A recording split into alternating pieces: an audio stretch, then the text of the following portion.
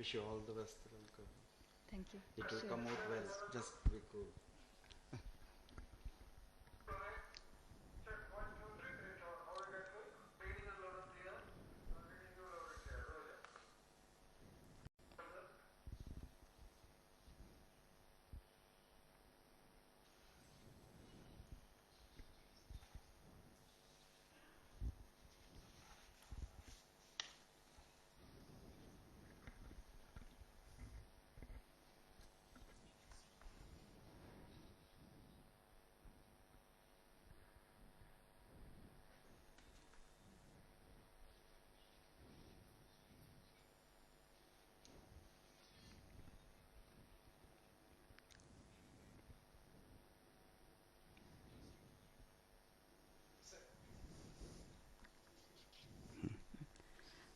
Good morning and welcome to all the viewers in India and abroad who are watching this event live.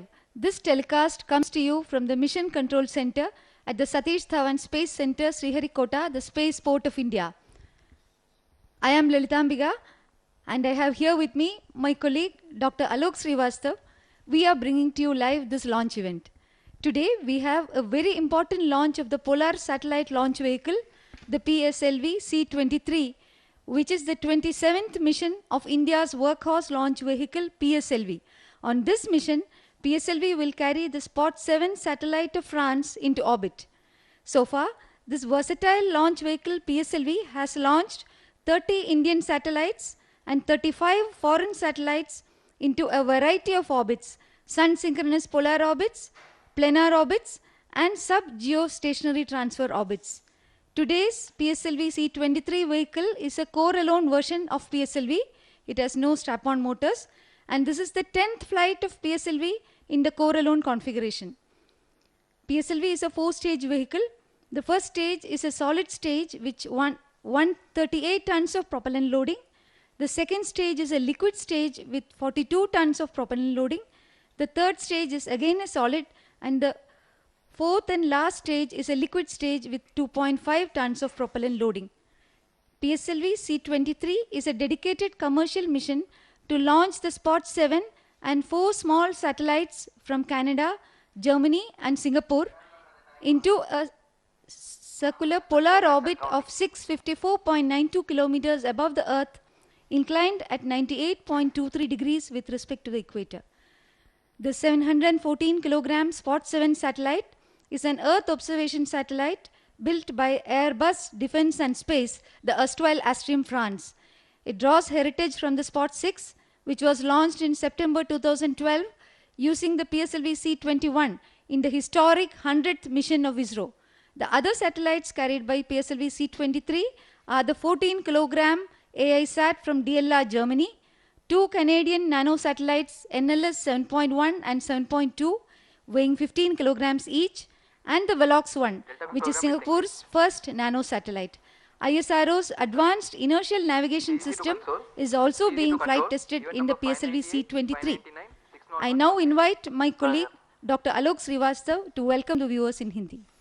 नमस्ते, मैं आलोक श्रीवास्तव अपनी वैज्ञानिक साथी doctor Lalit Ambika जी के साथ आप सभी देश विदेश के दर्शकों का हार्दिक अभिनंदन करता हूं। हम इस समय इसरो के सतीश धवन अंतरिक्ष केंद्र श्रीहरिकोटा के अभियान नियंत्रण केंद्र से आपको आंखों देखा हाल प्रस्तुत कर रहे हैं। आज PSLV C-23 की इस उड़ान में 5 उपग्रह छोड़े जाने हैं, जिसमें मुख्य रूप से एक भू अवलोकन फ्रांसीसी उपग्रह स्पॉट 7 के अलावा कनाडा के 2 लघु उपग्रह NLS 7.1 जिसे CanX-4 और NLS 7.2 जिसे CanX-5 के नाम से भी पुकारा जाता है, जर्मनी का AISat और NTU सिंगापुर का वेलॉक्स 1 उपग्रह शामिल है। भार की दृष्टि से देखें तो स्पॉट 7 का वजन 714 किलोग्राम है। CanX-4 एवं CanX-5 दोनों ही उपग्रह लगभग 15 किलोग्राम भारी हैं। AISat का द्रव्यमान 14 किलोग्राम है तो वेलॉक्स का मात्र 7 किलोग्राम। स्पॉट 7 को 690 किलोमीटर ऊंचाई वाली सूर्य तुल्यकालिक कक्षा में और 10 बजे के अवनति कोण पर प्रक्षेपित किया जाएगा, ताकि ये अपने पूर्व प्रक्षेपित उपग्रह स्पॉट 6 के साथ मिलकर आगामी 10 वर्षों तक अभीष्ट निष्पादन कर सकें। इस समय हम आपको उस शतकीय अभियान की याद जरूर दिलाना चाहेंगे जब 9 सितंबर 2012 को सुबह 9:53 पर पीएसएलवी की 22वीं उड़ान से हमने स्पॉट 6 का भी प्रक्षेपण किया था। आज पुनः एक बार 9:52 पर पीएसएलवी C-23 द्वारा स्पॉट 7 का प्रक्षेपण किया जाना है। इस अभियान में यूं तो किसी भी भारतीय उपग्रह का प्रक्षेपण नहीं किया जा रहा है, पर इन सभी विदेशी उपग्रहों का प्रक्षेपण वाणिज्यिक उद्देश्यों के अंतर्गत ही होने जा रहा है। ये सभी संभव किया है इसरो की इकाई एंट्रिक्स कॉरपोरेशन ने। आज की सुबह हमारे अंतरिक्ष कार्यक्रम के वाणिज्यिक रूपी उड़ान की एक राह में एक नया पड़ाव लेकर आ रही है। अगर मौसम की बात करें तो पूरी तरह से प्रक्षेपण के अनुकूल प्रतीत हो रहा है। प्रक्षेपण यान उपग्रह एवं भूकेंद्र की तैयारी की समीक्षा के पश्चात प्रक्षेपण प्राधिकरण बोर्ड की अनुमति के साथ ही प्रक्षेपण के लिए लगभग 49 घंटों की उल्टी गिनती 2 दिनों पूर्व 28 जून को प्रातः 8:49 पर शुरू कर दी गई थी। 9:49 पर प्रमोशन विंडो खुल जाएगी। प्रमोशन लगभग 3 मिनट के पश्चात संभावित है। वैसे प्रमोशन समयांतराल कुल 20 मिनट तक खुला हुआ है। इस समय हमारे बीच में जो महानुभाव आज प्रक्षेपण के लिए साक्षी रहेंगे वे हैं सम्मानीय प्रधानमंत्री श्री नरेंद्र मोदी जी, हिज एक्सीलेंसी सम्मानीय श्री एस.एल. नरसिम्हन जी, राज्यपाल आंध्र प्रदेश, सम्मानीय श्री चंद्रबाबू नायडू जी, मुख्यमंत्री आंध्र प्रदेश, सम्मानीय Shri M Venkaiah Naidu ji, honourable minister for urban development, और सम्मानीय Shri doctor Jitendra Singh ji, honourable minister for state government of India. इस समय हम काउंटडाउन से लगभग 30 मिनट पीछे हैं और सभी गतिविधियां सुचारू रूप से जारी हैं।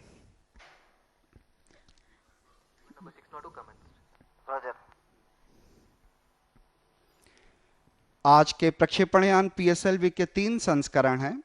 कोर संस्करण, 6 अतिरिक्त स्ट्रैप ऑन मोटर वाला स्टैंडर्ड संस्करण एवं एक्सेल संस्करण में ये स्ट्रैप ऑन मोटर स्टैंडर्ड संस्करण की तुलना में थोड़े ज्यादा लंबे होते हैं।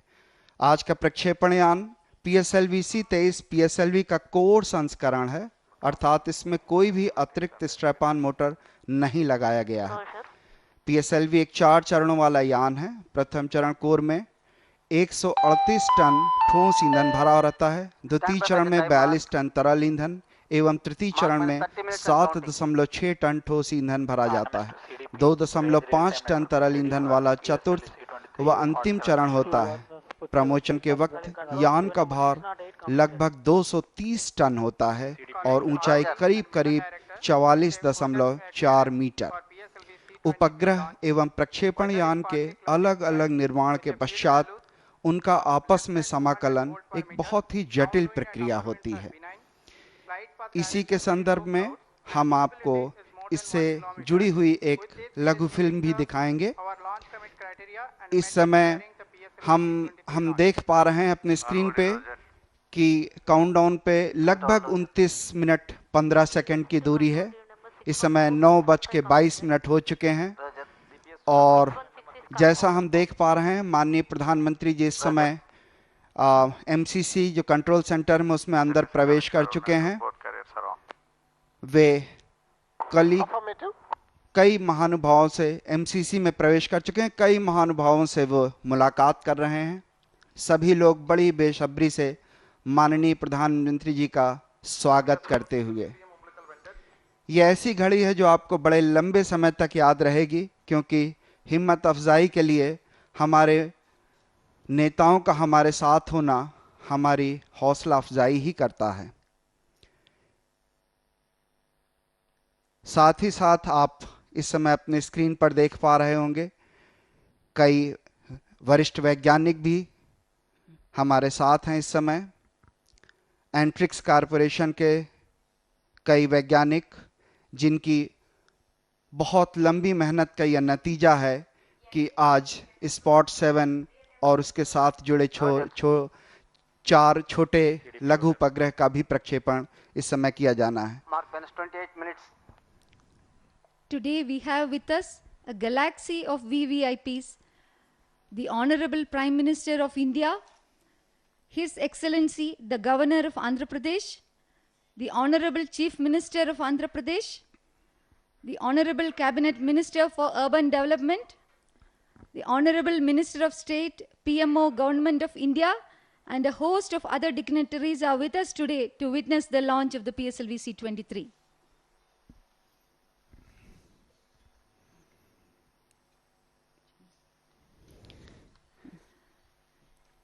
जी हाँ, बिल्कुल आपके सामने वैज्ञानिकों की एक गैलेक्सी। जी हाँ, प्रधानमंत्री जी का प्रवेश, सभी का तालियों से उनका स्वागत। P2 pulsar on. बिल्कुल यही घड़ी श्री वेंकैया नायडू, चेयरमैन इसरो श्री राधाकृष्णन जी इस समय एमसीसी में प्रवेश कर चुके हैं, अपना स्थान ग्रहण कर रहे हैं और निश्चित रूप से उनकी उपस्थिति हमारे लिए बेहद महत्वपूर्ण।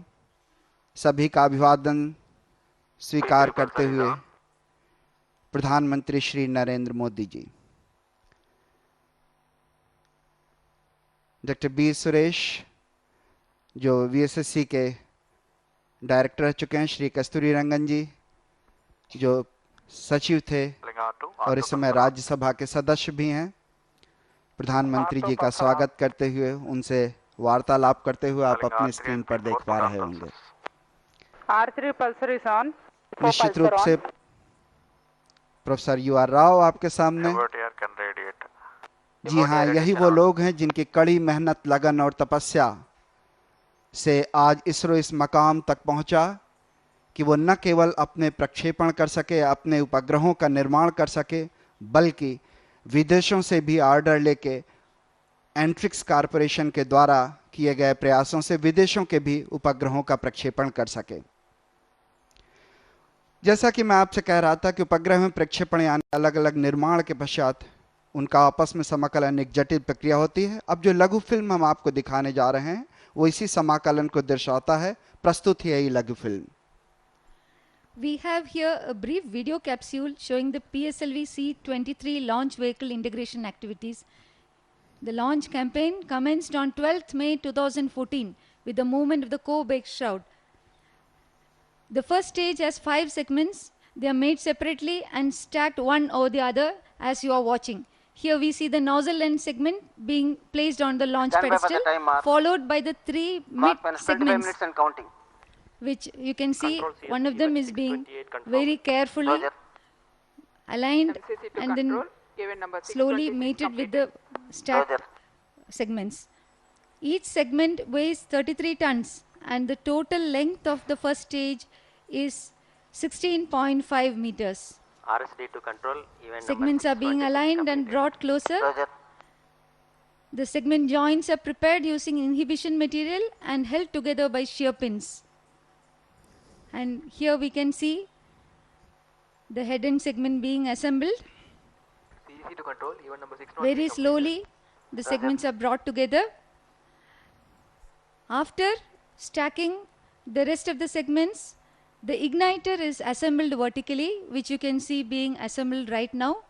This igniter ignites the entire length of the PS1 motor in around 200 milliseconds, sustains the burning.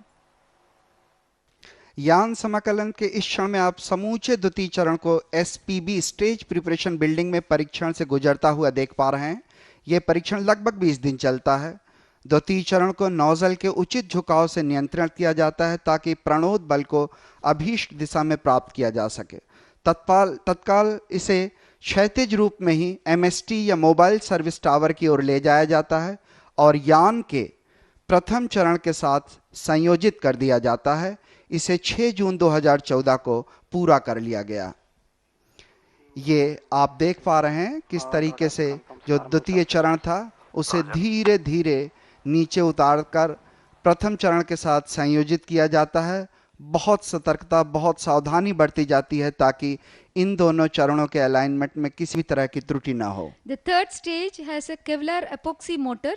You have just seen its flex nozzle, and this is the fourth stage, which is being integrated along with the third stage and the equipment bay, and together they are assembled separately, and then further they will be transported to the mobile service tower, which you can see right now, and then they will be integrated with the already assembled first and second stage.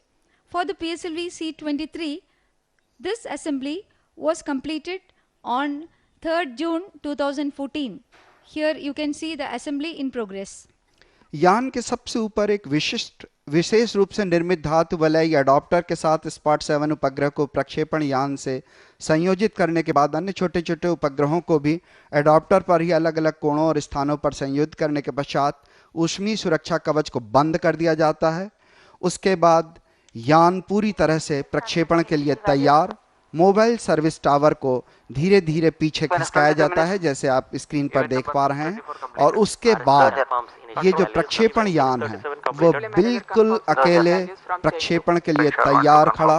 भिन्न भिन्न आवश्यक परीक्षणों के बाद प्रक्षेपण पूर्वाभ्यास किया जाता है और प्रक्षेपण प्राधिकरण बोर्ड की अनुमति के बाद उल्टी गिनती यानी तरल ईंधन भरने का सिलसिला आरंभ कर दिया जाता है। 28 जून प्रातः 8:52 पर ये प्रक्रिया आरंभ हो गई थी। Welcome back to the live commentary. The launch of Spot 7 will take place today at 9:52 Indian Standard Time. The satellite will be placed with local time at descending node at 10:02. The 44.4 meter tall PSLV vehicle, which you are seeing now, is standing majestically at the first launch pad, and this is the 27th flight of PSLV. PSLV has accomplished 25 successful missions and has established itself as a reliable operational launcher of the Indian Space Research Organization. Today we are in the early morning hours. From the weather point of view, things are looking good. Outside it is cloudy. Overall conditions are favorable for the launch. The 49-hour countdown for the PSLV C23 mission commenced on the 28th of June, 2 days before, at 8:52 Indian Standard Time. The countdown started after a series of reviews by the Mission Readiness Review Board and the Launch Authorization Board. They have reviewed the readiness of the vehicle, the satellite, the ground station, and other ground systems and cleared the mission for launch. The launch window actually opens at 9:49. This launch is going to take place 3 minutes later at 9:52. And I will tell you later on why there is a 3-minute delay. Liftoff is expected to take place in about 15 minutes from now. If for some reason it is delayed, we have a total launch window of about 17 minutes. I now request Dr. Alok Srivastava to continue in Hindi. जी हाँ, लघु film के प्रसारण के बाद हमसे जुड़ने के लिए बहुत बहुत धन्यवाद। इस समय हम काउंटडाउन से लगभग 19 मिनट 31 सेकंड की दूरी पर T-15 मिनट्स पर अभियान निदेशक प्रक्षेपण की अनुमति देंगे और उसके आगे की गतिविधियां जारी रहेंगी। अनुमति की ये जो घोषणा है ये प्रक्षेपण यान उपग्रह एवं भू केंद्र की विभिन्न प्रणालियों के पूर्ण अवलोकन के पश्चात ही की जाती है। हर प्रणाली के वैज्ञानिक लगातार एक लंबे अरसे से चले आ रहे परीक्षणों के आंकड़ों का गहन अध्ययन करते हुए हर बिंदु को बहुत ध्यान से देखा परखा जाता है। उनके अलग अलग रिव्यू के बाद उसे प्रक्षेपण की अनुमति दी जाती है। ये बिल्कुल क्लोज आप देख पा रहे हैं, हम लोग करीब 18 मिनट 41 सेकंड की दूरी पर, और इस चित्र में आपने देखा कि नोजल जो है वो बिल्कुल प्रक्षेपण स्थल पे तैयार, जैसे अपने प्रज्वलन की घोषणा होने के बाद इंतजार कि आकाश की गहराइयों में किस तरह से वो तैर कर हमारे लिए एक नई सफलता की कामना कर सके। अभियान नियंत्रण केंद्र या प्रक्षेपण केंद्र में सभी विशेषज्ञ उड़ान संबंधित प्राचलों का बड़ी सूक्ष्मता से निरीक्षण करने में व्यस्त हैं।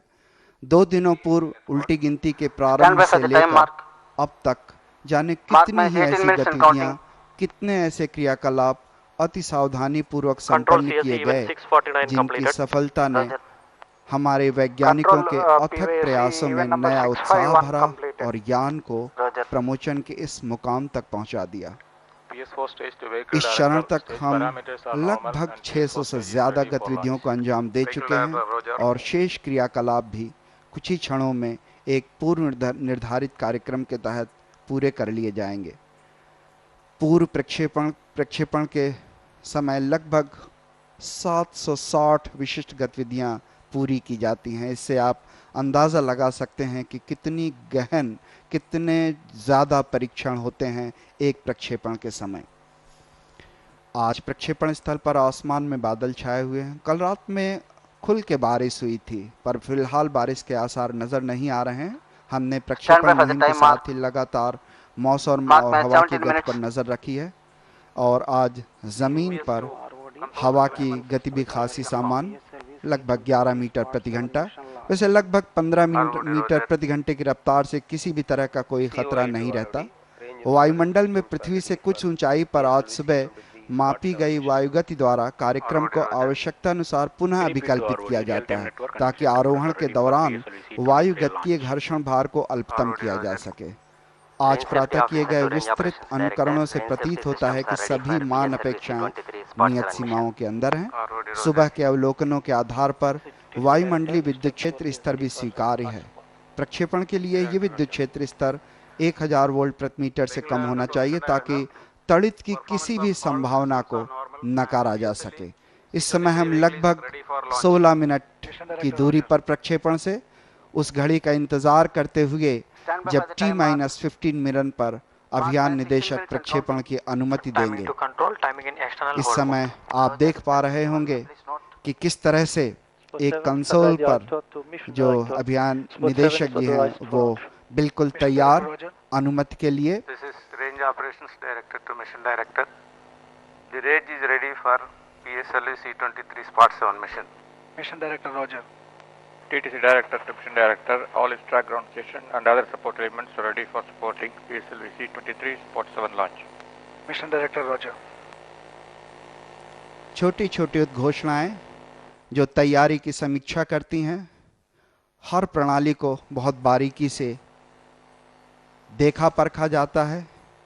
एक दूसरे सब सिस्टम को, एक दूसरे उप प्रणालियों को बताया जाता है उनकी विकास और डेवलपमेंट के बारे में, ताकि किस तरह से बदल रही चीजें उनको देखा जा सके।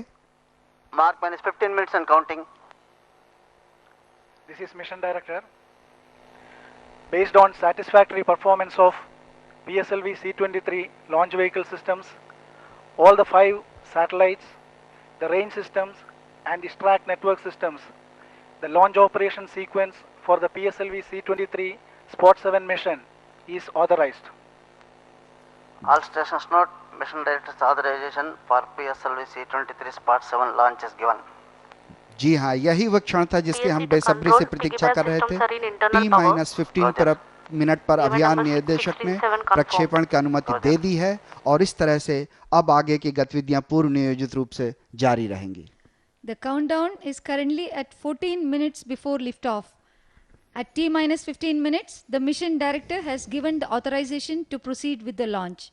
This authorization is based on the readiness of the various vehicle level systems, 14 minutes and counting. satellite, ground stations which monitor the flight events and several other ground systems. ठीक 1 मिनट के बाद अर्थात T-14 मिनट पर यान निदेशक ने स्वचालित प्रक्षेपण अनुक्रम के आरंभ की उद्घोषणा कर दी है। कुछ ही क्षणों पहले स्वचालित प्रक्षेपण अनुक्रम का यह सिलसिला आरंभ कर दिया गया है। इस समय हम 13 मिनट 37 सेकंड की दूरी पर। इस घटनाक्रम के पश्चात यान एवं उपग्रह से जुड़ी हुई सारी गतिविधियों का नियंत्रण प्रक्षेपण यान से जुड़े कंप्यूटर प्रणाली द्वारा किया जाता है। At exactly 1 minute later, at T-14 minutes, the vehicle director has authorized the initiation of the automatic launch sequence. From this event onwards, the checkout of all the vehicle and satellite related activities will be taken care of by the onboard computer system which resides in the launch vehicle. We are just a few minutes away from the liftoff. All the experts at the Mission Control Center and the Launch Control Center are closely monitoring the vehicle parameters. Over to Alok. जी हाँ, spot अर्थात satellite for observation डेलाटेरी, that is satellite for observation for earth. जी हाँ, यही मतलब है इस उपग्रह श्रृंखला का, जिस समूह में 6 मध्यम से लेकर उच्च विभेदन क्षमता वाले उपग्रह शामिल हैं, जिन्हें फ्रेंच गुयाना और भारत से प्रक्षेपित किया जा चुका है। इसमें से 2 उपग्रह स्पॉट 5 और 6, जिन्हें अब एयरबस डिफेंस एंड स्पेस द्वारा निर्मित और संचालित किया जा रहा है, अभी भी सकुशलता से कार्य निष्पादन कर रहे हैं। एयरबस डिफेंस एंड स्पेस उपग्रह निर्माण के क्षेत्र में विश्व की दूसरी सबसे बड़ी कंपनी है। इसने 3.5 वर्षों के रिकॉर्ड समय में दोनों उपग्रहों की अभिकल्पना और निर्माण का कार्य पूरा किया है। दरअसल इसमें पैनक्रोमेट्रिक और मल्टीस्पेक्ट्रल बैंडों में 822 किलोमीटर की ऊंचाई से प्रतिदिन पृथ्वी के बहुत बड़े भाग के चित्र प्राप्त करना है। और इस प्रक्षेपण के बाद स्पॉट 6 और 7 दोनों मिलकर पहले से भी बेहतर और उच्च विभेदन क्षमता वाले प्रतिदिन लगभग 60 लाख किलोमीटर क्षेत्र के चित्रों का संग्रहण करेंगे, प्रतिबिंबन करेंगे। माने भारत के क्षेत्रफल जो करीब 32,87,590 स्क्वायर किलोमीटर है, उसका दोगुना। तो आप अंदाज लगा सकते हैं कि ये स्पॉट 7 उपग्रह किस तरह से पृथ्वी का प्रतिबिंबन करेगा। स्पॉट 7 उपग्रह के समूह में 6 मीडियम रिजोल्यूशन वाले उपग्रह शामिल हैं, जिन्हें फ्रेंच गुयाना और भारत से प्रक्षेपित किया जा चुका है। 2 उपग्रह स्पॉट 5 और 6, जिन्हें जैसा भी मैंने बताया कि एयरबस डिफेंस ने निर्मित किया था, वो बहुत ही फुर्तीले या दक्ष बनाए गए हैं, बहुत ही एजाइल स्पेसक्राफ्ट प्लेटफॉर्म्स हैं, ताकि न केवल इन्हें आवश्यकता अनुसार 1500 किलोमीटर के दायरे में शीघ्रातिशीघ्र इंगित किया जा सके, बल्कि पृथ्वी के किसी भी एक नियत क्षेत्र पर दैनिक रूप से आ जा सके। और इस तरह इस प्रक्षेपण के बाद स्पॉट 6 और 7 दोनों मिलकर प्रतिदिन लंबा और बड़ा विशाल क्षेत्र पृथ्वी का प्रतिबिंबन करेंगे। From the initiation of the countdown 2 days ago, a series of meticulously orchestrated activities have been completed to get the mission ready for the launch. There are more than 700 specific activities to be successfully completed, and most of these activities have already been completed, and within the next few minutes, as per laid out procedures, we will be ready for the launch. जी हाँ, आप अपने screen पर देख पा रहे हैं बड़े बड़े गर्वित रूप से खड़ा हुआ उपग्रह PSLV हमारी कड़ी मेहनत, हमारे वैज्ञानिकों के सार्थक प्रयासों को आज सफल करने की प्रतीक्षा में। 2002 से सेवाएं दे रहे स्पॉट 5 की तुलना में उच्च विभेदन क्षमता वाले स्पॉट 6 या 7 उसी कक्षा में स्थापित प्लीडस 1 व 2 अति उच्च विभेदन वाले उपग्रहों के साथ मिलकर बेहतर सेवाएं लगभग 1.5 मीटर विभेदन वाले उन्नत प्रतिबिंब देने के लिए प्रतिबद्ध हैं। इसके साथ ही university of Toronto institute of aerospace studies के NLS 7.1 और 7.2 2 समरूप उपग्रह हैं। इनकी उड़ान बहुउद्देशीय जुड़वां नैनो उपग्रहों की संरचना का प्रदर्शन है। दोनों उपग्रहों में शीत गैस प्रणोदक और GPS अभिग्राही लगे हुए हैं। निर्माण लागत को कम रखने की दृष्टि से क्यूबसैट के घटकों द्वारा निर्मित automatic information satellite AISAT Germany का लघु उपग्रह है, जिसमें जहाजों पर लगे स्वचालित संचार उपकरणों से हो रहे प्रसारणों को प्राप्त करने हेतु दिशात्मक एरियल लगे हुए हैं। सिंगापुर की नैनयांग टेक्नोलॉजिकल यूनिवर्सिटी NTU का एक लघु उपग्रह वेलॉक्स 1 का मुख्य उद्देश्य विद्यार्थियों को उपग्रह की अभिकल्पना, निर्माण, यान के साथ संयोजन और प्रक्षेपण मुहिम का अनुभव कराना है। इसमें पृथ्वी के प्रतिबिंबन के लिए एक उच्च विभेदन कैमरे का समावेश किया गया है। बाद में से NSAT और PSAT उपग्रहों में विभक्त करके संचार प्रयोगों के रूप में आगे बढ़ाने की योजना है। We can see the launch vehicle standing all ready for the launch. The weather here at the launch site is quite favorable. The ground wind speed was quite benign. It was less than 11 meter per second.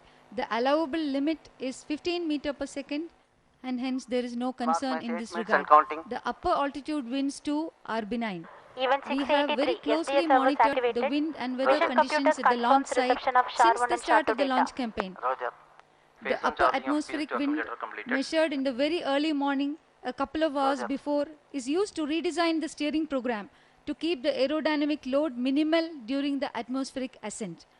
This is called the day of the launch wind biasing and has been successfully used in the last several launches from SHAR to reduce the aerodynamic loads, and it is being used for this mission also.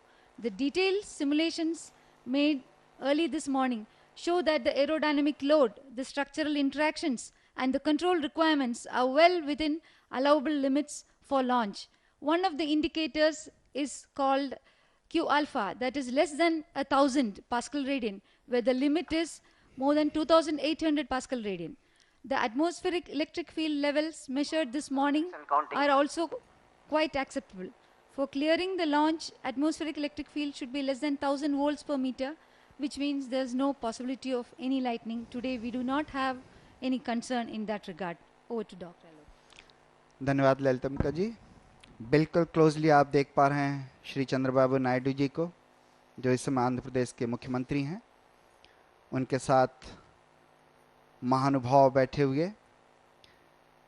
निश्चित रूप से हमारे लिए बहुत महत्वपूर्ण घड़ी, क्योंकि वाणिज्यिक रूप से देखा जाए तो एंट्रिक्स कॉरपोरेशन ने इस तरह के कई मील के पत्थर पार किए हैं और ये उन्हीं में से एक है जिसके बाद हमारे जो पड़ाव हैं, अगर हम उन पे ध्यान दें तो आपको बताना चाहूँगा कि जैसे Vehicle to internal battery power. आज का जो प्रक्षेपण यान है वो 4 चरणों वाला यान है, जैसा आप देख चुके हैं उसके असेंबली और सीक्वेंस को। 6 minutes and प्रथम counting. चरण 20 मीटर लंबे कोर हैं, जिसमें 138 टन एवं 12.2 टन HTPB हाइड्रोक्सिल टर्मिनेटेड पॉलीब्यूटाटाइन आधारित ठोस ईंधन भरा जाता है। External power is off. 12.8 metre लंबे द्वितीय चरण में 42 टन तरल ईंधन एवं 3.6 मीटर लंबे तृतीय चरण में 7.6 टन ठोस ईंधन भरा जाता है। 2.5 टन तरल ईंधन वाला 2.7 मीटर लंबा चतुर्थ व अंतिम चरण होता है। इस समय हम करीब करीब 5.5 मिनट की दूरी पर प्रक्षेपण से। निश्चित रूप से ऐसी घड़ी जो हमें कुछ न कुछ सिखा जाएगी, क्योंकि हर प्रक्षेपण पहले से कुछ नया, कुछ अलग होता है। PSLV की प्रक्षेपण क्षमता 1750 किलोग्राम नीत भार को 600 किलोमीटर की सूर्य तुल्यकालिक ध्रुवीय कक्षा में 1425 किलोग्राम नीत भार को 284 गुणा 21,000 किलोमीटर की G2 कक्षा में प्रक्षेपित करने की है। All stations इस stand by यान for से the time mark. कम भार वाले Mark minus अनेक 5 minutes and उपग्रह counting. एक साथ छोड़े जा सकते हैं। The vehicle is going to take off in 5 Mission minutes, computer confirms while the reception of automatic radar launch data. sequence program Roger. is checking hundreds of vehicle parameters. The experts at the control center are also closely monitoring the vehicle health by watching the vital health parameters at their consoles. The vehicle has now gone to internal power. I will briefly outline the flight sequence. At T0, we will have the ignition of the core stage of PS1. This stage will take the vehicle to a height of 52.7 kilometers and impart an inertial velocity of 1555 meter per second. The separation of the first stage takes place around 110 seconds. This will be followed by the ignition of the second stage. The payload fairing separation will take place during the second stage flight at an altitude of approximately 131 Mark minus kilometers. 4 minutes and counting. And at this time, the velocity would have climbed to 2257 meter per second. The second stage will take the vehicle to a further altitude of 218 kilometers. The third stage gets ignited 263 seconds after liftoff and burns for 123 seconds. Aero and valve batteries are on. Subsequently, there will be a long coast phase Onboard computers in flight of mode. around 145 seconds decided by the mission requirements. During the coast phase, the rocket motors will be in off condition. SLV-3, ASLV, PSLV और GSLV और आगे चल के GSLV Mark 3 ऐसे कई प्रक्षेपण यान इसरो के अब तक के सतत विकास पथ की कहानी स्वतः बयान करते हैं। PSLV और GSLV भारतीय अंतरिक्ष अनुसंधान Mark minus 3 minutes. संगठन इसरो की 2 परिचालित प्रक्षेपण प्रणालियां हैं। इस समय हम लगभग 2 मिनट 52 सेकंड की दूरी पर। PSLV ने लगातार 26 उड़ानें 25 सफल रहीं। उड़ानें भरकर खुद को इसरो का सबसे सफल एवं कार्यकुशल प्रक्षेपण यान बना लिया है। 1994 में इसके पहले सफल प्रक्षेपण के बाद पीएसएलवी ने कई भारतीय सुदूर संवेदी उपग्रह संचार प्रक्षेपित किए, जिसमें 35 उपग्रह अंतर्राष्ट्रीय उपभोक्ताओं के लिए थे। आपको याद होगा कि इसी पीएसएलवी के सहारे भारत का पहला चांद अभियान चंद्रयान-1 अक्टूबर 2008 को पीएसएलवी से ही प्रक्षेपित किया गया था और हाल ही में नवंबर 2013 को मार्स ऑर्बिटर मिशन ने मंगल की यात्रा प्रारंभ की, जो सितंबर में अपने गंतव्य के करीब पहुंचने की स्थिति में इसी के सहारे की गई थी। पीएसएलवी C-23 पीएसएलवी के कोर संस्करण की 10वीं उड़ान होगी। इस समय हम लगभग 1 मिनट 40 सेकंड की दूरी पर प्रक्षेपण से बहुत ही क्लोजर व्यू प्रक्षेपण यान का आप देख पा रहे हैं। निश्चित रूप से सभी कुछ सामान्य, लेकिन वैज्ञानिकों की धड़कनें उस क्षण की प्रतीक्षा में जब वे प्रज्वलन को और सफल प्रक्षेपण को प्रमोशन को देख पाएंगे। भले कितने भी प्रक्षेपण का अनुभव हो, हर प्रक्षेपण के समय हर बिंदु, हर प्राचल, हर पैरामीटर बहुत महत्वपूर्ण होता है। एक छोटी सी तकनीक कोई बड़ी से बड़ी कमियां पैदा कर सकती है, इसलिए किसी भी असावधानी को की कोई गुंजाइश नहीं होती है। सतर्कता बेहद महत्वपूर्ण होती है। इसमें हम केवल 1 मिनट की दूरी पर हैं।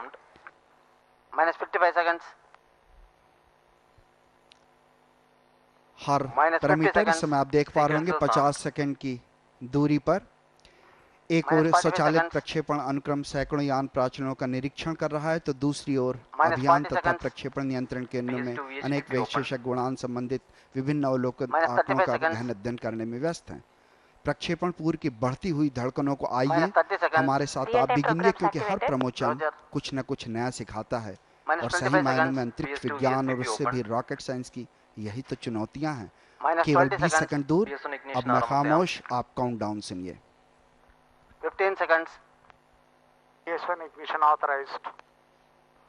10, 9, 8, 7, 6, 5, 4, 3, 2, 1, 0, +1, +2, +3, +4, +5, +6, +7. लिफ्ट ऑफ सक्सेसफुल की घोषणा। सफल प्रज्वलन और गमन पथ पर सफलता की इबारत, कड़ी मेहनत व अनवरत परिश्रम की नई कहानी देख पा रहे होंगे। बादलों के बीच हमारा पीएसएलवी बिल्कुल अपने पथ पर अग्रसर, जैसे जानता हो कि उसे किस राह निकलना है। पीएसएलवी C-23 का राष्ट्र के नाम एक और संदेश कि मैं गहन अंतरिक्ष की गहराइयों में गोता लगाकर फिर कोई सफलता का सितारा तुम्हें सौंप दूंगा। सफल ज्वलन के पश्चात आकाश की गहराइयों में लगातार हमसे दूर जाता पीएसएलवी C-23 आपके स्क्रीन पर। पीएसएलवी जिसने न जाने कितनी बार ऐसी हमें अंतरिक्ष के रास्ते, कभी पृथ्वी की निचली सूर्य तुल्यकालिक कक्षा में पहुंचाए, तो कभी 35,786 किलोमीटर ऊंचाई वाली भूतकालिक कक्षा में, हम कभी चंद्रमा के आसपास तक पहुंचे, अब रক্তিम ग्रह मंगल की राह पर। We have had a beautiful liftoff. The mission control center is still reverberating with the sound of the rockets. We can see the we can see the trajectory it is being followed. Already the vehicle has reached an altitude of 25 kilometers and has a relative velocity of 981 meter per second. And we have crossed the transonic as well as the high dynamic pressure regime of the atmosphere. जी हाँ, इस समय आप अपने screen पर range versus altitude और ground देख पा रहे होंगे। हम लगभग 24 या 26.9 किलोमीटर की पास क्रॉस कर चुके हैं। 110 सेकंड का प्रक्षेपण समय व्यतीत कर चुके हैं। PS1 को अलग कर दिया गया है और इस तरीके से सफल प्रथम चरण की घोषणा और PS2 ignition start. PS1 has separated and the PS2 engine has started. And we can see on the second screen the flight events being displayed. The third screen is showing the range versus altitude and the ground trace of the vehicle. The fourth screen, which is visible here, shows the velocity, the altitude, the azimuth, and all the other important flight parameters. And the last screen shows the infrared imaging, which will be available up to 500 seconds. जी हाँ, यूँ तो rocket हमें visual नहीं हो रहा है, लेकिन उससे भेजे गए जो पैरामीटर्स हैं वो हम तक बाकायदा प्राप्त हो रहे हैं। द्वितीय चरण लगभग 152 सेकंड प्रज्वलित रहेगा और 262.6 सेकंड के पश्चात उसे पृथक कर दिया जाएगा। ठोस कोर चरण जमीन पर ही प्रज्वलित हो जाती है। प्रथम चरण यान को करीब 53 किलोमीटर की ऊंचाई पर 1.6 किलोमीटर प्रति सेकंड का वेग प्रदान करते हुए 110.6 सेकंड के बाद पृथक हो गया था। हीट शील्ड ऊष्मीय सुरक्षा कवच अलग हो गया है 187.1 सेकंड के बाद। The payload fairing has separated. This is meant to protect the vehicle, the payload, and it gets separated at an altitude of 131 kilometer. The closed loop guidance has been initiated, which will automatically ensure that the vehicle follows the optimal trajectory. जी हाँ, बिल्कुल अनुमानित पथ और अवलोकित पथ दोनों बिल्कुल एक दूसरे को फॉलो करते हुए ऊष्मीय सुरक्षा का बेहद महत्वपूर्ण होता है। वायुगत की घर्षण से उपग्रह को बचाने के लिए और यान को एरोडायनामिक फ्रिक्शन से बचाने के लिए बेहद आवश्यक होता है। और हम इस समय द्वितीय चरण के सेपरेशन के बिल्कुल नज़दीक 262.6 सेकंड के करीब ये अलगाव होना है। इस समय हम करीब 260 किलोमीटर की रेंज क्रॉस कर चुके हैं और बिल्कुल नज़दीक जब द्वितीय चरण अलग होगा और तृतीय चरण प्रज्वलित हो जाएगा। आप अपने स्क्रीन पर यही घोषणा का इंतजार। PS2 जो है वो सेपरेट हो चुका है और PS3 जो है तृतीय चरण वो प्रज्वलित हो गया है। The third stage has ignited, and this is a solid stage, and it will continue to burn for about 120 seconds, and during which it will take the vehicle to a much higher altitude and velocity. And at the end of the third stage, we will be having a coast phase, and we can see that the flight parameters are all exactly following the nominal profile. The ground trace is also as per the nominal profile, and we have now some more time to wait till the PS3 separates. सभी चेहरों पर खुशी का माहौल। दोनों चरण प्रथम और द्वितीय चरण सफलतापूर्वक अपना निष्पादन दे चुके हैं। 320 सेकंड का समय लगभग व्यतीत करके हम 4.158 किलोमीटर प्रति सेकंड की वेलोसिटी प्राप्त कर चुके हैं। 515 किलोमीटर पर आस और 305 किलोमीटर की ऊंचाई प्राप्त करते हुए ये यान अपने अनुमानित पथ पर लगातार अग्रसर होता होगा। अगर हम वेग की बात करें तो निश्चित रूप से लगातार इसमें बढ़ोतरी हो रही है और यही अनुमानित भी है, यही अभीष्ट निष्पादन प्राप्त करना भी है इस यान से। अगर हम इस कार्य को ध्यान से देखें तो हम बिल्कुल जैसा अनुमानित है उसी पथ पर यान को आगे जाता देख पा रहे हैं। वेग 5.3 किलोमीटर प्रति सेकंड और समय 370 सेकंड का व्यतीत होते हुए 521.2 सेकंड के बाद तृतीय चरण जो है वो पृथक हो जाएगा। लेकिन इसके पहले 140 सेकंड, जैसा ललितम्बिका मैडम जी बता रही थी, कि कोस्टिंग का जो वो पीरियड है वो यहीं से प्रारंभ होता है, माने इसके दहन के इतने पश्चात। तो ये जो टर्निंग आप देख रहे हैं यहाँ के बाद कोस्टिंग प्रारंभ हो जाती है। The vehicle has started its coast phase, and one of the important aspects of the launch clearance procedure is the space object proximity analysis. So since we have some time, I will just explain what it means. An analysis is done to assess the collision risk between the already existing space objects as against the upper stage of the launch vehicle and the satellite once it reaches the orbit. And such potential collisions during the mission are avoided by adjusting the time of launch within the specified launch window. This analysis is carried out as a standard practice for all the launches from Sriharikota, and there is no concern for this mission since the launch time has been delayed by 3 minutes to avoid the potential collisions. जी हाँ, तृतीय चरण promotion के 263.4 second के बाद प्रज्वलित हुआ और परंतु तृतीय चरण के पृथक्करण के समय यान 536 किलोमीटर की ऊंचाई तक पहुंच जाता है। PS3 पृथक्करण पर यान के उजड़ती वेग का मान करीब 5.3446 किलोमीटर प्रति सेकंड होता है। इस चरण का प्रज्वलन काल लगभग 257.8 सेकंड का है। तृतीय चरण के ज्वलन के पश्चात और अंतिम चतुर्थ चरण के प्रज्वलन के पूर्व +8 minutes. काफी समय निशक्ति समय जिसे कोस्टिंग पीरियड कहा जाता है लगभग 140 सेकंड का होता है। Coasting phase is normal. ये बहुत महत्वपूर्ण होता है क्योंकि इसमें जो गतिज ऊर्जा है और स्थैतिक ऊर्जा है उसके प्रॉपर ट्रेड ऑफ या समावेश के द्वारा उचित पैरामीटर्स प्राचल प्राप्त किए जाते हैं। उड़ान अनुक्रमण का निर्धारण प्राथमिक रूप से अभियान आवश्यकताओं पर निर्भर करता है ताकि लक्ष्य की स्थिति को इष्टतम रूप से प्राप्त किया जा सके। उड़ान के इस निशक्ति समय के दौरान रॉकेट मोटरों को बंद कर दिया जाता है तथा निशक्ति समय के अंतिम क्षणों में चतुर्थ चरण को निर्धारित समय के बाद प्रज्वलित कर दिया जाता है। ये बहुत महत्वपूर्ण होता है और इसलिए इसी चरण की सबको बहुत प्रतीक्षा PS3 होती है। separated. तृतीय चरण अलग हो चुका है सफलतापूर्वक निष्पादन करके 526.3 सेकंड के पश्चात इस समय वेलोसिटी जो है वेग है 5.6 किलोमीटर प्रति सेकंड पहुंचा हुआ और रेंज 1536 किलोमीटर की और लगभग 563.8 किलोमीटर की ऊंचाई प्राप्त की जा चुकी है। The third stage has now separated.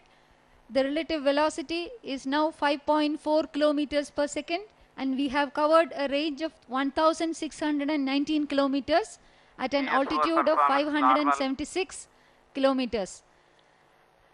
PSLV employs various different kinds of separation systems. Soon, the PS4 engine has already started, and we will have a long duration burn of the PS4 liquid engine.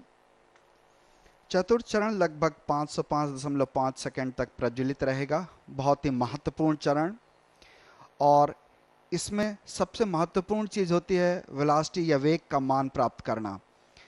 In fact एक और बात जो promotion के होने या न होने से जुड़ी है वो है अंतरिक्ष वस्तु निकटता विश्लेषण। इस विश्लेषण का आधार है संघट्ट या टकराहट का खतरा। कक्षा में पहुंचने के बाद किसी भी पूर्व विद्यमान वस्तु से यान के अंतिम चरण या उपग्रह से टकराने की संभावना का अनुमान लगाना इस विश्लेषण का मुख्य उद्देश्य है। Normal. ऐसे किसी भी संभावित टकराहट से बचने के लिए प्रमोशन समय को उपलब्ध प्रमोशन विंडो में उचित रूप से समायोजित कर लिया जाता है। शार में किए गए पिछले कई प्रक्षेपणों में अंतरिक्ष वस्तु निकटता विश्लेषण करना एक प्रमाणित तरीका है। पिछले कुछ प्रक्षेपणों में इसी अध्ययन के आधार पर प्रमोशन समय में 1 से 2 मिनट की देरी की गई थी। जैसे आपको याद होगा C-19 में लगभग 1 मिनट और C-21 में लगभग 2 मिनट की देरी हुई थी। इस प्रक्षेपण में 3 मिनट की देरी प्रस्तावित की गई थी जो इनकॉर्पोरेट कर ली गई, समावेश कर लिया गया इसका, जिसका आधार 2011 में हुए अमेरिका के इरिडियम और रूस के उपग्रह कॉस्मोस 2251 वैज्ञानिकों का मानना है कि इनके 15 से 20 सेंटीमीटर आकार के टुकड़ों की बेहद तीव्र गति से रॉकेट के अनुमानित पथ पर आ जाने से यान और उपग्रह को क्षति पहुंच सकती है। इसीलिए ये 3 मिनट की देरी की गई है। इस समय हम लगभग 11 मिनट 20 सेकंड व्यतीत करके 5.795 किलोमीटर प्रति सेकंड की रफ्तार गति वेग प्राप्त कर चुके हैं। रेंज 2290 किलोमीटर का और 643 किलोमीटर ऊंचाई। We are now at 698 seconds into the launch. The relative velocity is 5.8 kilometers per second, and we have covered a range of 2,380 kilometers at an altitude of 648 kilometers. The real-time networks of SHAR cater to the range safety, the mission control center, and the specialist display systems, and the range safety officer closely watches the trajectory all throughout. The mission control center has a real-time system which receives the health parameters of all the ground stations and the systems. While the specialist display system uses the telemetry data to provide real-time monitoring of vehicle subsystems at Sriharikota and Trivandrum with around 190 computers participating. The real-time network extends up to Mauritius with sufficient overlap between Shar and Trivandrum as well as between Trivandrum and Mauritius, and extensive network simulations are carried out over a month. They have been going on over the last 1 month with the participation of all tracking and telemetry stations to ensure a smooth launch. The CCTV monitors the entire operations from integration and fuel filling and also broadcasts to other ISRO centers. चतुर्थ चरण का जो प्रज्वलन है, जो निष्पादन है, वो बिल्कुल सामान्य अपेक्षित। इस समय करीब करीब हम 800 सेकंड का समय व्यतीत करते हुए, और स्पॉट 7 जब कट ऑफ होगा उस समय जो टाइम है वो 17 मिनट बीत चुका होगा और 660 किलोमीटर एल्टीट्यूड प्राप्त करके 7.52 किलोमीटर प्रति सेकंड की रफ्तार या वेग प्राप्त किया जा चुका होगा। बहुचरण आधारित यान के विभिन्न चरणों को उनके उपयोग हो जाने के बाद मुख्य यान से अलग कर दिया जाता है। इस पृथक्करण के लिए आवश्यक है कि वो सुरक्षित और संघट मुक्त हो। ये पृथक्करण घटनाएं अभियान के लिए बेहद नाजुक होती हैं, इसलिए इनकी अभिकल्पना पर सबसे ज़्यादा ध्यान देकर इन्हें साफ सुथरा, संतुलित व सख्त बनाया जाता है। PSLV C23 में ऐसी कुल 5 पृथक्करण घटनाएं हैं। अभीष्ट कक्षा में पहुंचने के बाद स्पॉट 7, AISAT, NLS 1 and 2 एवं वेलाक्स 1 उपग्रह यान के अंतिम चतुर्थ चरण से अलग हो जाएंगे। ये पृथक्करण प्रमोचन लान के लगभग 1073.7 सेकंड के पश्चात करीब करीब 660 किलोमीटर की ऊंचाई पर होगा। हम इस समय 860 सेकंड का समय व्यतीत कर चुके हैं। We are currently at 865 seconds into the launch. The fourth stage cutoff is expected around 1040 seconds into the launch at an altitude of 659 kilometers and the inertial velocity of 7,521 meter per second. As of now, we have reached a velocity of 6.7 kilometers per second and we have covered a range of 3,500 kilometers and we have already reached an altitude of 664 kilometers. जी हाँ, चतुर्थ चरण के सामान्य निष्पादन की घोषणा हुई। हम करीब करीब 900 सेकंड का समय व्यतीत करके 100 सेकंड आगामी समय की प्रतीक्षा में, जब 1036.7 सेकंड के पास चतुर्थ चरण का इंजन बंद कर दिया जाएगा और उसके केवल 37 सेकंड के बाद स्पॉट 7 का पृथक्करण होगा। प्रथम चरण को फ्लेक्सिबल लीनियर स्टेप चार्ज एवं 8 रेट्रो रॉकेट्स पद्धति द्वारा 2 हिस्सों में बने ऊष्मा सुरक्षा कवच के दोनों भाग लीनियर बेलो सिस्टम एक्सप्लोजिव कार्ड द्वारा अलग किए जाते हैं। मरमर बैंड बोल्ट कटर पृथक्कर प्रणाली का उपयोग कर द्वितीय को तथा तृतीय चरण को अलग करने के लिए बॉल रिलीज प्रणाली का प्रयोग किया जाता है। पायरो थ्रस्टर सेपरेशन रिंग को आवश्यक घूर्णन प्रदान करते हैं। उपग्रह को अंतिम चरण से पृथक करने के लिए पुनः एक बार मरमर बैंड प्रणाली का उपयोग किया जाता है। पृथक्करण के लिए आवश्यक बल कैनिस्टर में लगे 8 स्प्रिंग थ्रस्टर की सहायता से प्रदान किया जाता है। हम बिल्कुल नज़दीक पहुंचते हुए जहां पे चतुर्थ चरण के मोटर को बंद कर दिया जाएगा और इसके केवल 37, फिर 40, फिर 30, फिर 30 और 25 सेकंड्स के पश्चात लगातार स्पॉट 7, AISAT, NLS 7.1, 7.2 और वेलाक्स 1 उपग्रहों को पृथक किया जाएगा। तो ये वो घड़ी बिल्कुल समीप पहुंचते हुए निश्चित रूप से उपग्रह जो सिस्टम्स हैं उनके वैज्ञानिक यहाँ पे हमारे साथ इसी घड़ी की प्रतीक्षा में, जब यान को उनके उपग्रह से अलग कर दिया जाएगा। We are waiting expectantly for the Spot 7 satellite separation. There are different kinds of separation systems employed in PSLV. The first stage separates using a flexible linear shape charge and 8 retro rockets which impart the separation velocity, while the heat shield halves are separated by linear bellow system explosive cord.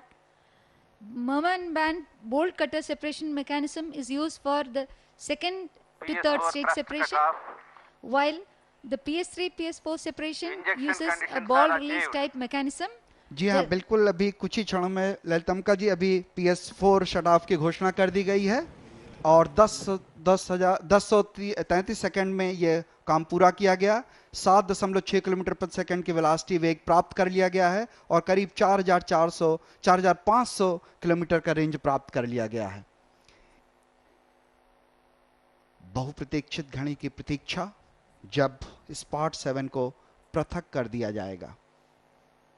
Part 7 is separated and Yes, placed in the Spot orbit. 7 has been successfully separated and the MCC has erupted in a round of applause. जी हाँ, तालियों के गड़गड़ाहट से आप जान गए होंगे कि स्पॉट 7 उपग्रह को विलगित कर दिया गया है, पृथक कर दिया गया है और कुछ ही क्षणों में लगभग 40 सेकंड के बाद AISAT उपग्रह भी यान से अलग कर दिया जाएगा।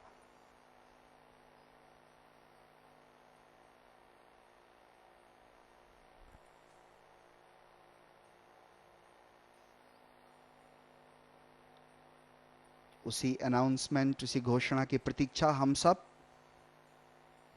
ASAT is separated. Yes, the AISAT has also separated successfully at 1110 seconds.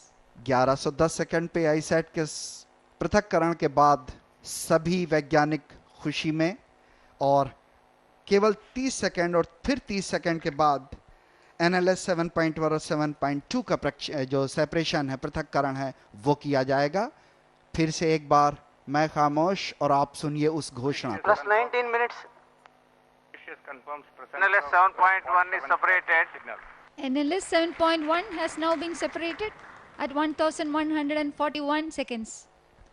तो आप देख पा रहे होंगे कि किस तरह से हमारे विश्वास को एक नई दिशा मिलती हुई, बिल्कुल जैसा अनुमानित था उसी प्रतीक्षा में, उसी तरह से NLS 7.1 और NLS 7.2 जो है उसे सेपरेशन की प्रतीक्षा।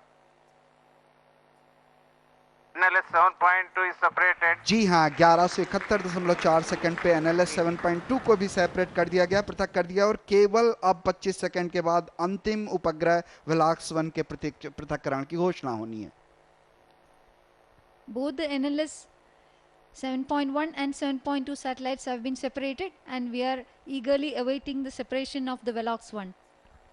और ये सफल भी हुआ। 1195.1 सेकंड के बाद पांचों उपग्रह जैसा अनुमानित था उसी उम्मीद में अंतरिक्ष कॉर्पोरेशन इसरो की ही वाणिज्यिक इकाई है जो राष्ट्रीय व अंतर्राष्ट्रीय स्तर पर प्रक्षेपण को किसी भी संभावना को तलाश कर उसे अंजाम तक पहुंचाने में महत्वपूर्ण भूमिका निभाती है। प्रधानमंत्री सभी को बधाइयां देते हुए, निश्चित रूप से उनकी उपस्थिति में श्री चंद्रबाबू नायडू जी, डॉक्टर सुरेश, जिन्हें आप अपने स्क्रीन पर देख पा रहे होंगे, और यही वो घड़ी है, यही वो क्षण है जिन्हें हम सभी को इंतजार था। सारे वैज्ञानिक जो विभिन्न उपग्रहों से जुड़े हुए हैं आपस में एक दूसरे को बधाइयां देते हुए और भारतीय वैज्ञानिक PSLV C-23 के सफल प्रक्षेपण पर बधाइयां देते हुए, निश्चित रूप से आइए हम आपको उन क्षणों तक ले चलते हैं जब MCC के मुख्य नियंत्रण केंद्र में से आप चेयरमैन और उसके बाद वो घोषणा करेंगे प्रधानमंत्री जी किस तरह हमारे सफल प्रक्षेपण पे उनके अनुभव रहे। आइए सीधे हम आपको लिए चलते हैं MCC के नजदीक। धन्यवाद।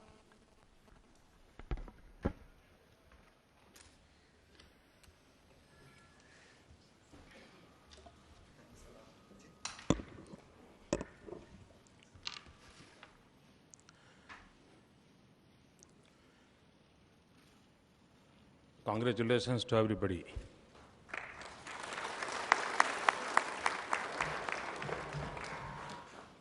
Sri Narasimhan ji, Governor ji, Sri Chandrababu Naidu Garu, Chief Minister, my ministerial colleagues, Sri Venkaiah Naidu and Dr. Jitendra Singh, Dr. Radhakishan, Secretary Space, Professor U.R. Rao, Dr. Kasturi Rangan ji, my dear scientists gathered here, and fellow citizens of India. My congratulations to our brilliant space scientists and the Department of Space for yet another successful launch of the Polar satellite. We have perfectly placed by 5 satellites into their orbits 660 kilometers above the Earth. This fills every Indian's heart with pride, and I can see it reflected in the joy and satisfaction on your faces. Fascinated by space technology, I feel specially privileged to witness this event in person. India's advanced space program puts her in an elite global group of 5-6 countries today. This is one domain in which we are at the international cutting edge, a domain in which we have pushed beyond mediocrity to achieve excellence. We have launched satellites of advanced nations. PSLV itself has launched 67 satellites, of which 40 have been foreign satellites coming from 19 countries. Even today's satellites are all from developed nations, France, Canada, Germany, and Singapore. Truly, this is a global endorsement of India's space capability. Inspired by Atal Bihari Vajpayee vision, we have sent a mission to the moon. Another is on its way to Mars as we speak. I personally follow it with great interest. We have also developed our own satellite-based navigation system. I am told this will be fully deployed by 2015. Moreover, we can be proud that our space program is indigenous. We have developed despite international hurdles. Generations of our space scientists have worked to make India a self-reliant space power. We owe them a big thank you. Our journey into space has come a long way from its humble beginnings. It has been a journey of many constraints and resource limitations. I've seen photographs of a rocket cones being transported on bicycle. And मैं जब वो photo देखी तो मुझे बड़ा आश्चर्य हुआ था कि साइकिल के ऊपर हमारे रॉकेट के पीसीस को ले जाया जाता था. वो भी एक दिन थे.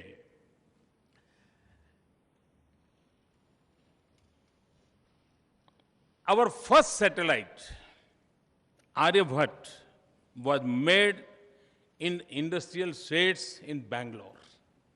यानी मंजिल हमने कहां से कहां पहुंचाई है और ये सब क्रेडिट आप वैज्ञानिकों को जाता है. Even today, our program stands out as the most cost-effective in the world. The story of our Mars mission costing less than the Hollywood movie Gravity मैंने सुना है कि हॉलीवुड मूवी जो ग्रेविटी मूवी बनी है उसमें जो खर्चा आया है उससे भी हमारे मार्स मिशन का खर्चा कम है। ये अपने आप में बहुत बड़ी बात है। Our scientists have shown the world a new paradigm of frugal engineering and the power of imagination. Friends, the success of ours had deep historical roots. हम जानते हैं मानव जीवन की यात्रा उपनिषद से शुरू होकर के उपग्रह तक पहुंची है।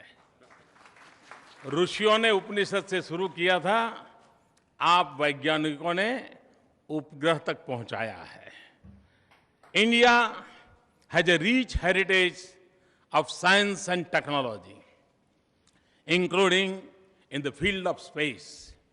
An understanding of the cosmos and its relationship to life and science is deeply rooted in our ancient thought and knowledge. Our ancestors had conceived of ideas like shunya and flying objects.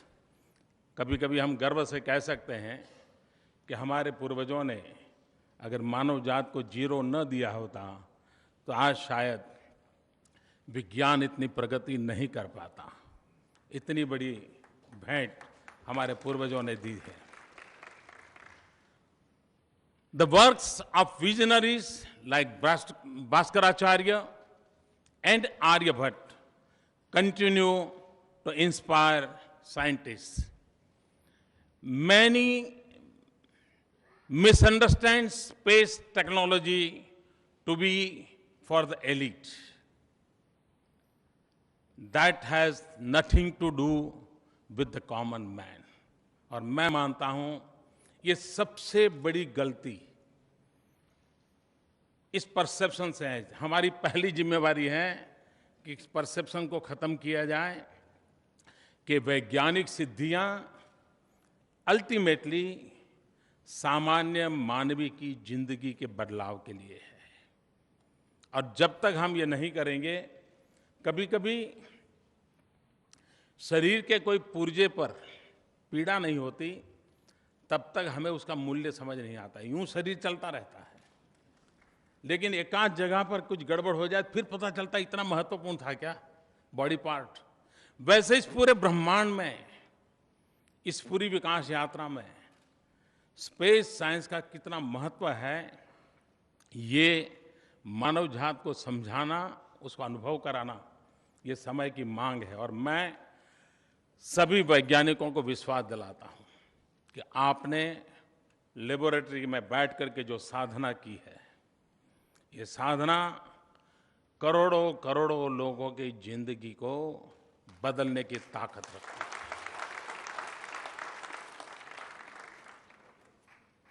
आपकी ये सिद्धियां सामान्य मानवी तक पहुंचाने के लिए शासन की प्राथमिकता बन जाएं। गवर्नमेंट के सारी डिपार्टमेंट सेंसिटाइज हो जाएं, तो देखते ही देखती है दूर सुदूर जंगलों में भी क्वालिटी ऑफ लाइफ का हम एहसास कर सकते हैं।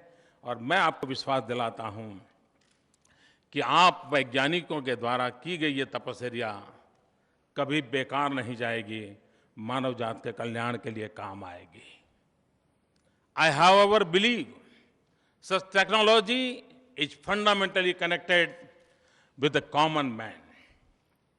As a change agent, it can empower and connect to transform his life. Technology opens up new opportunities of development and gives us new ways of addressing our challenges. Space may seem distant, but is an integral part of our daily life today. It drives our modern communication, connecting even the remotest family to the mainstream. It empowers the child in the farthest village with quality education through long distance learning. It ensures quality healthcare to the most distant person through telemedicines. It enables the youth in a small town with various new job opportunities. Satellite technology has made distance irrelevant. It effectively enables us to reach the unreached. It helps us connect virtually where physical connections are difficult. It has a critical role in realizing the vision of digital India, the power of 125 crore connected Indians. GIS technology has transformed policy planning and implementation. Space imaging enables modern management and conservation of water resources. Through GIS-driven watershed development, it has been deployed in our urban planning to scientifically manage our growing towns and cities. It has also become an important tool in better managing and conserving our natural resources. Whether it be the Himalayan glaciers, oceans and forests and coastal resources or our mineral wealth.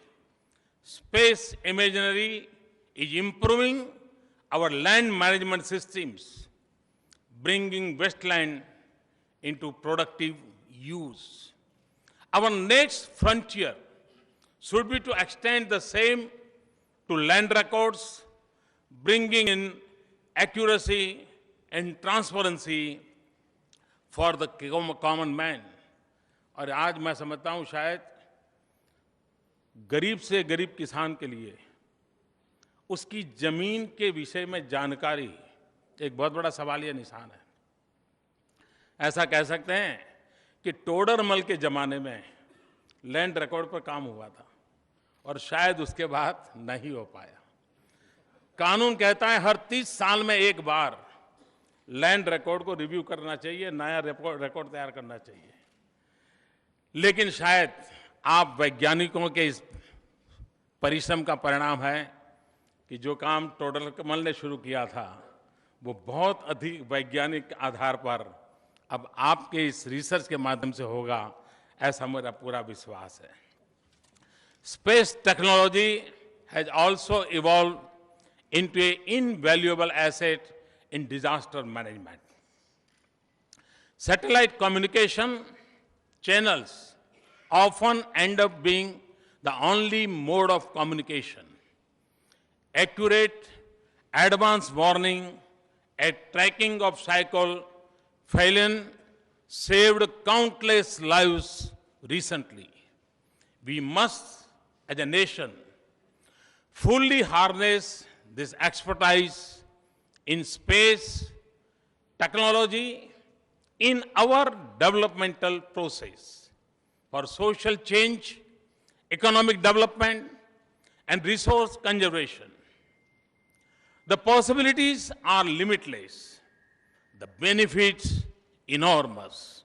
I urge the Department of Space to proactively engage with all stakeholders to maximize the use of space science in governance and development.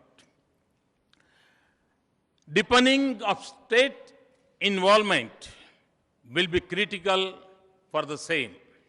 Friends, India is rooted in our age-old ethos of Vasudhaiv Kutumbakam, of the whole world being one family.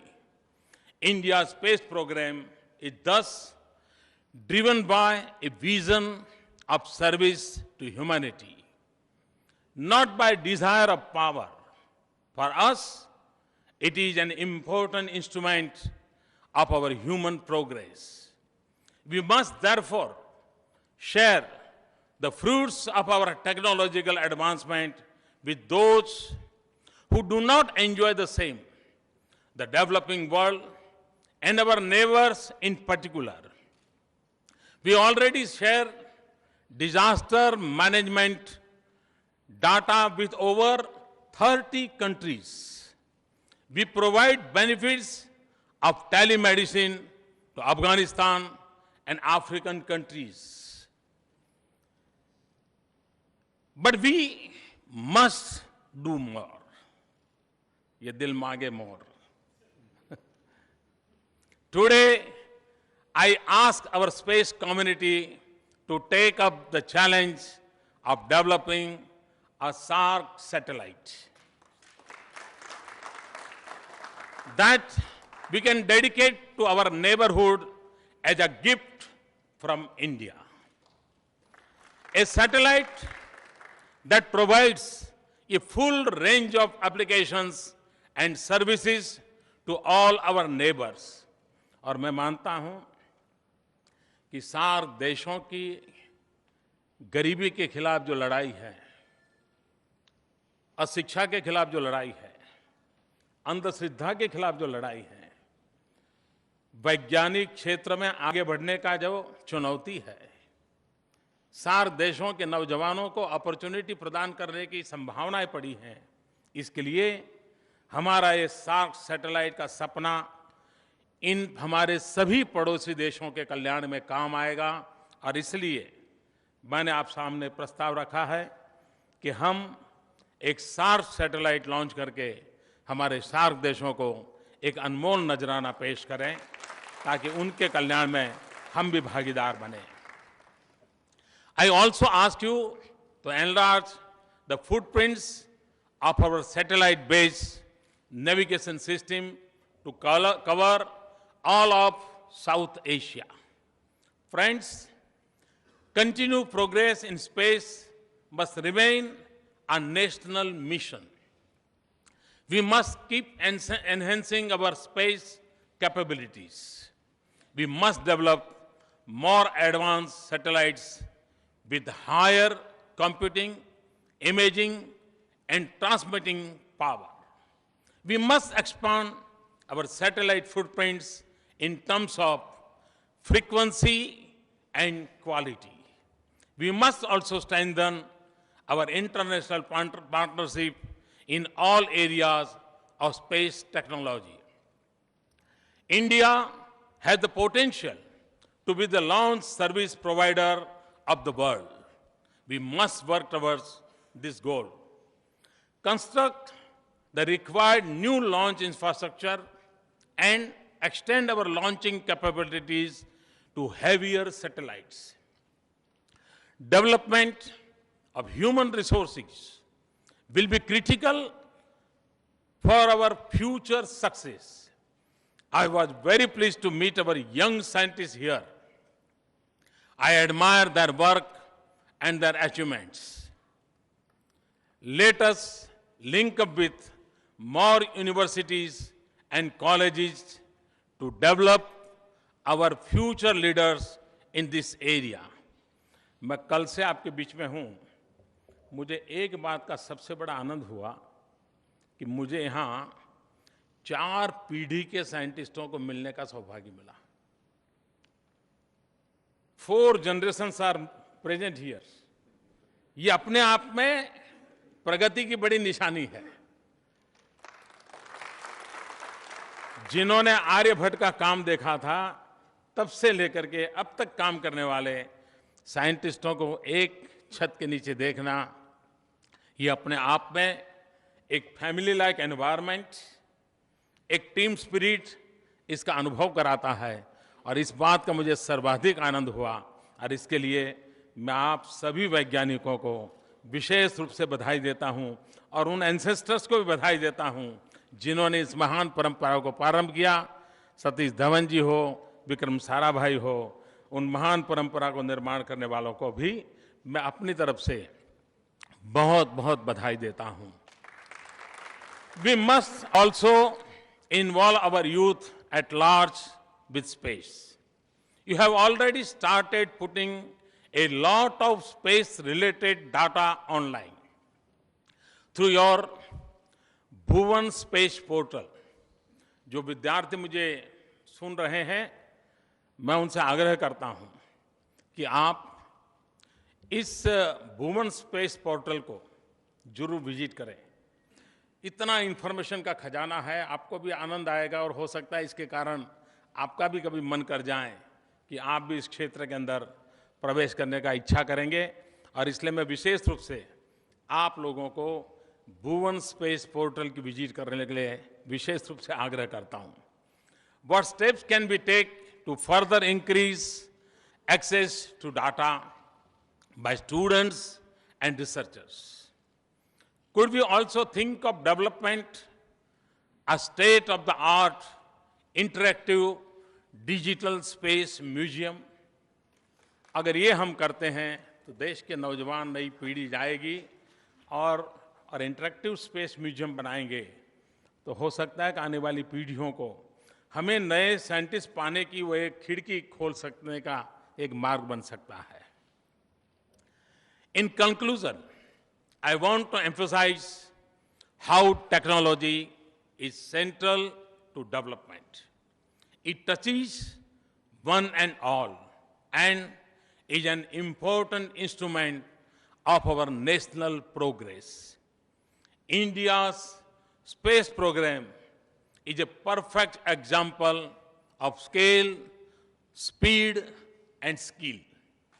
Our space scientists have made us global leaders in one of the most complex areas of modern technology. This shows that we can be the best, and we must feel proud of it. If we apply ourselves, we can meet the aspirations of our people. Let us take inspiration from today's mission. Dedicate ourselves to accelerate our nation's progress. I am confident, and again I repeat, I am confident we can. I thank the Department of Space for this opportunity to witness the launch. I commend Dr. K. Radhakrishnan for his leadership. I wish the team the very best as you prepare to put our spacecraft into Mars orbit in a few months from now. I wish you every success as you strive to master new technologies and conquer new frontier of space. May all your endeavors meet with success. Thanks a lot and wish you all the best. We must proudly, the one sentence which inspires us, Bharat Mata Ki Jai. Thank you.